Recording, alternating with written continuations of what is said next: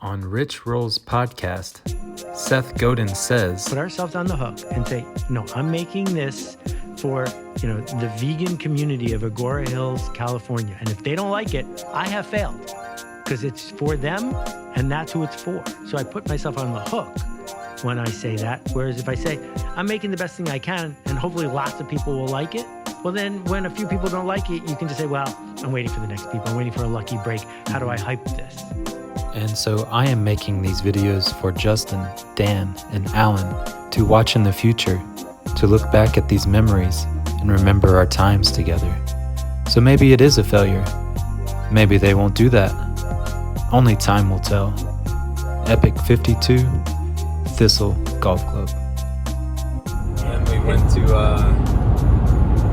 Justin's house. And Dan met us back over there. We dropped Dan off. He went to walk his dog and all that. We went to Justin's, took a shower. We cooked hamburgers. And we watched we had recorded the match, which was like this Tiger Woods golf thing. And we recorded the FIFA World Cup France versus England game. Yeah. The golfing thing wasn't very fun to watch in a group, so kind of fast forwarded through that. And then we put on France versus England. Me and Dan bet that France would win. Which $5. $5? You guys are so wild with your bets. Fake money, $5. And France ended up winning. It was a crazy game though. England had a lot of chances, a lot of penalty kicks. I think it went to extra time and France won in extra time. If I remember, I don't quite remember. I don't know. Oh, I remember the English guy had a chance to tie the game near the end, Harry Kane, and he missed the penalty kick. He had 2 penalty kicks and he missed the second one.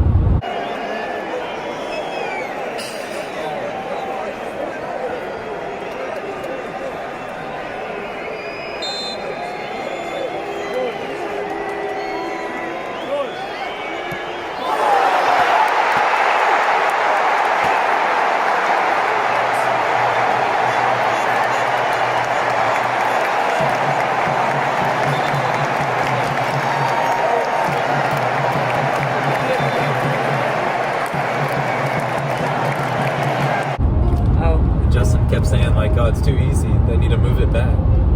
It's like, with the pressure, it's kind of hard, like your whole country.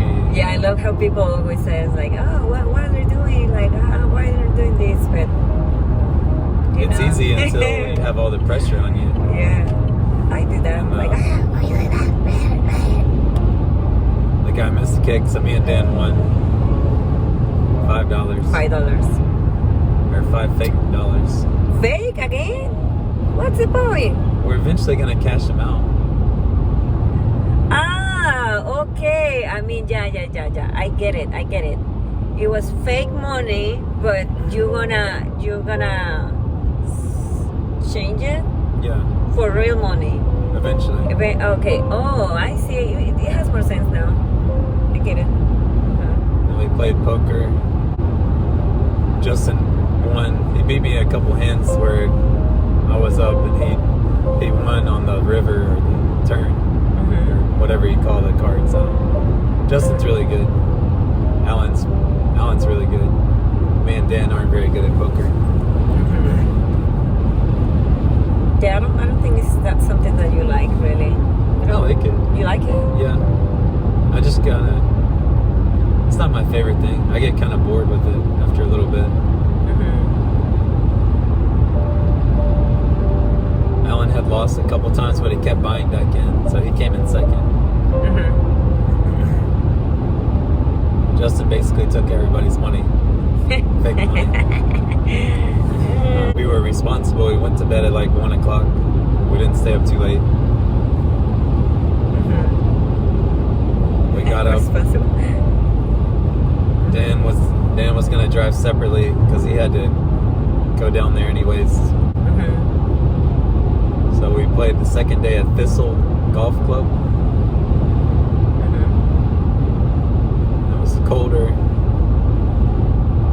is that? It's I don't know. It's down near. I don't know where it is. What do you mean? How you got there? We drove. I mean, it's kind of near Oak Island. Okay, okay. It's near to Oak Island It's in North Carolina. South Brunswick.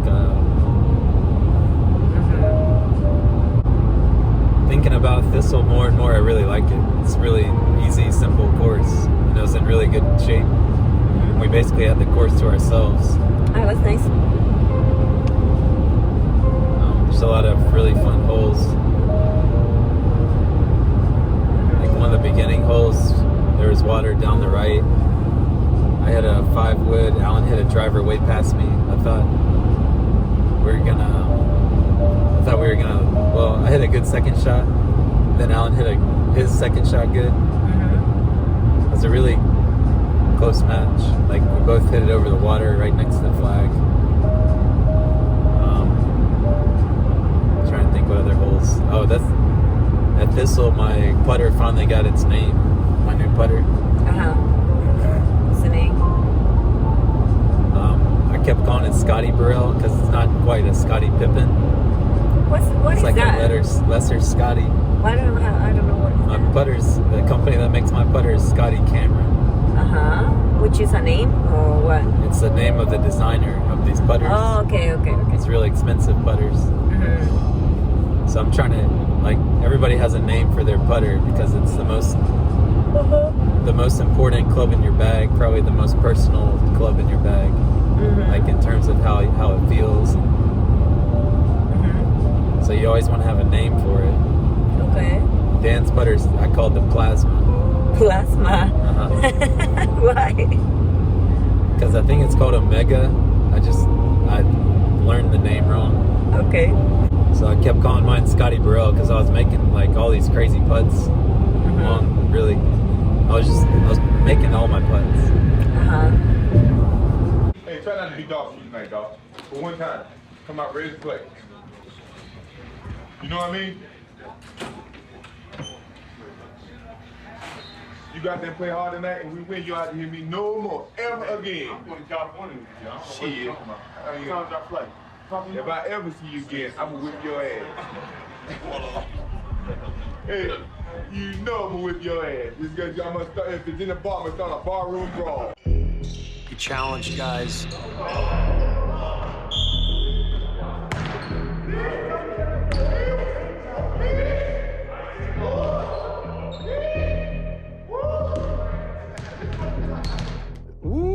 Yeah, I remember, yeah. He wants to win, and you got to earn everything in Chicago. There was nothing easy, nothing given to you. You better go out there and earn it, and you earn it in practice. You're playing with the guy that has the highest standards of any basketball player ever. You want to live up to that challenge.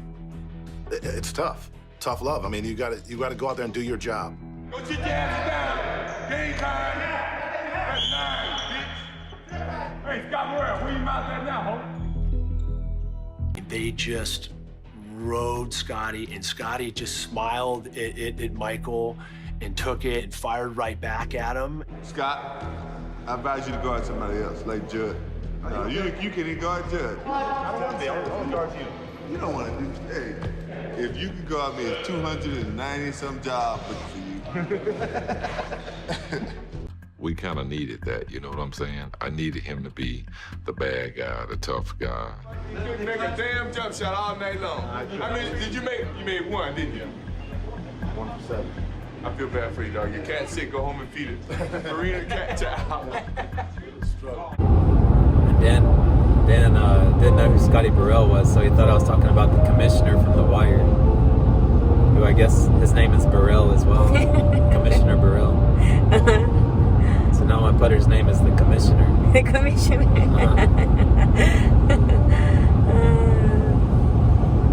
What's the name of Justin St. Allen's? I don't know. I'm not close with them and their putters. Okay. They're on their separate team. I know, but Maybe they don't have names for theirs. Me and Dan have names for ours.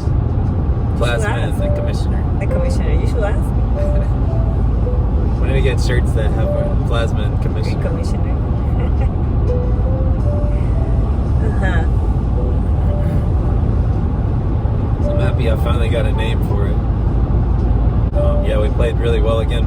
Justin were playing really well, so it was. Who won this time? Me and Dan won. I'll tell you, it came down to the last 3 holes. You guys. And and Dan kept telling me the Giannis philosophy all day too. I kept thinking about how the future and the past. It kept reminding me to stay in the present like Giannis would. It's like, what would Giannis do? I kind of like try to focus in the in the moment, in the present, and that's humility. That's being humble. That's not setting no expectation. That's going out there enjoying the game, competing at a high level. Stay in the present. Very motivator. Yeah. He really reminded me. I kept forgetting. He kept reminding me.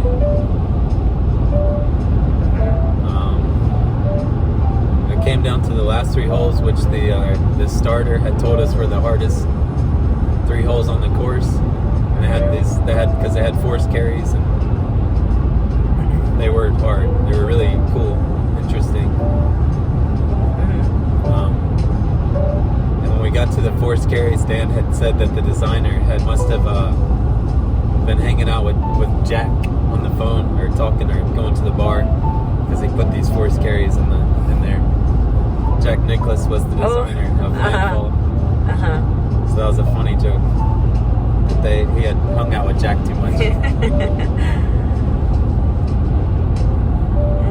So 16 was a par 5. Dan hits a tee shot over the forced carry. Great tee shot. I messed mine up. So I hit mine out of bounds. So we take Dan's. Alan and Justin were in great position. So our second shot, Dan hits another great shot. And Justin and Alan hit a great shot. But they're still in the advantage. And at this point, it's tied. So the third shot is another forced carry. So he'd definitely been hanging out with Jack, this designer. And we had like 170 yards. It's probably 140 to carry the hazard, 170 to the flag. It's a really hard shot. And how did you do that day? So I tell Dan to lay up and I'll go for it. So Dan hits a decent layup shot, so I go for it and I get it over on the green. Is that a race area? Yeah, you need to stop? Yes, I think so.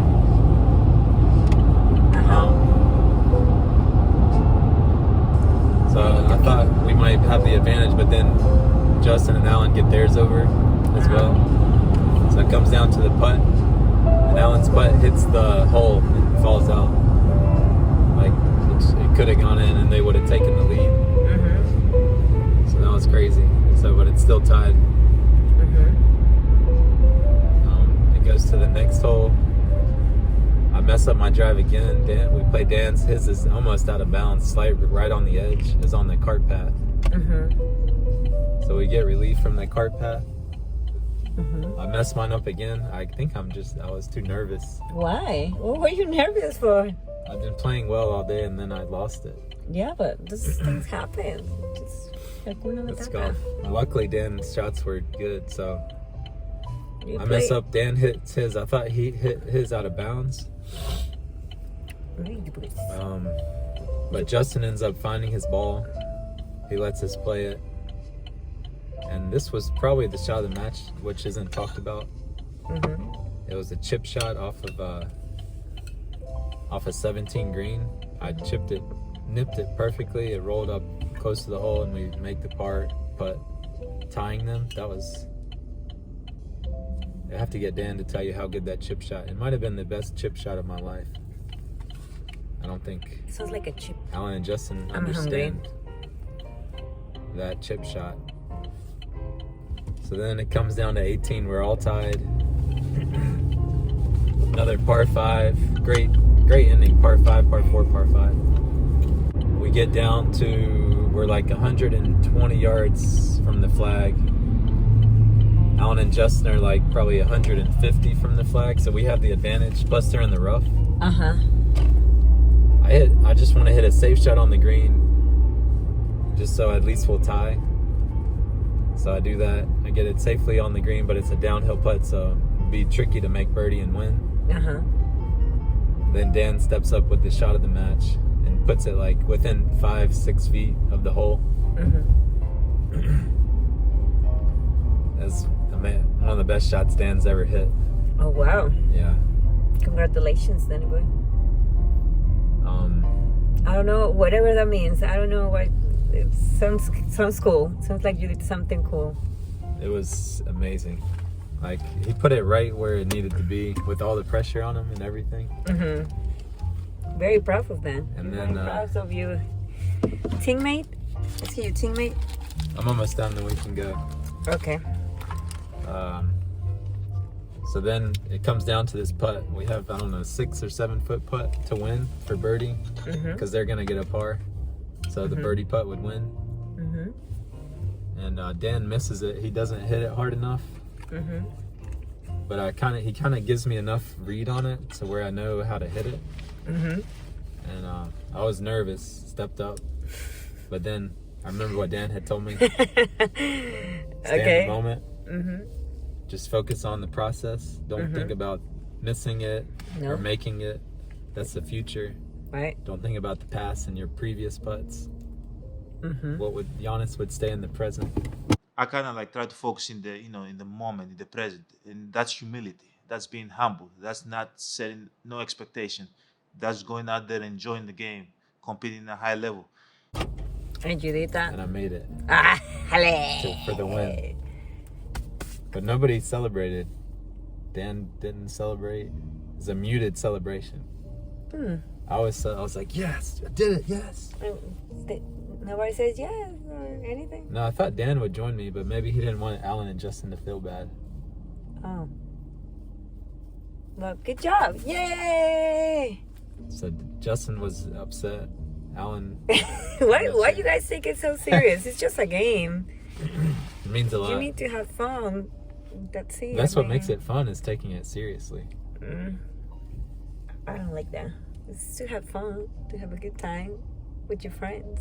And then we got the camo shirt, the infamous camo shirt from Thistle Golf Club. The horrible shirt. And that was the end of the weekend.